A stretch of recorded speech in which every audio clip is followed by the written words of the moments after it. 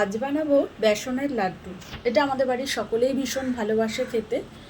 আর এখন যেহেতু পুজো, তাই একটু ঠাকুরকেও ভোগ হিসাবে দেব।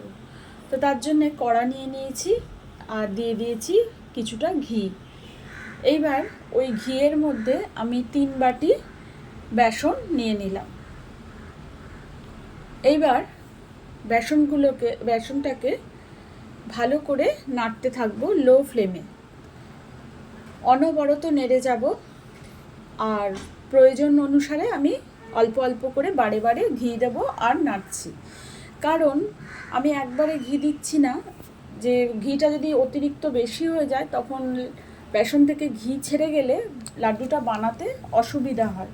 তো সেই কারণে আমি যতটুকু প্রয়োজন মনে হচ্ছে সেরকম বারে বারে ঘি দিচ্ছি আর ওই লো ফ্লেমে এটাকে ভেজে নিচ্ছি।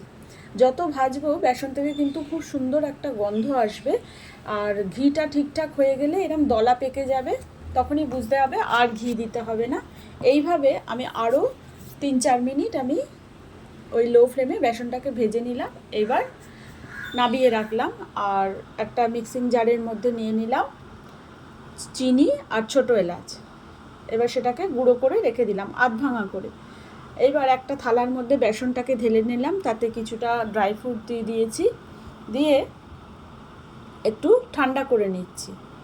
এইবার হাতে সইতে পারি এই রকম করে ঠান্ডা হয়ে গেলে, মানে এই যে হাত দিয়ে চেক করে নিলাম যে কতটা ঠান্ডা হয়েছে, সেই অবস্থায় আমি এই গুঁড়ো চিনিগুলো দিয়ে দেবো। গুঁড়ো চিনিটা দিয়ে ভালো করে বেসনের সাথে মিশিয়ে নেব।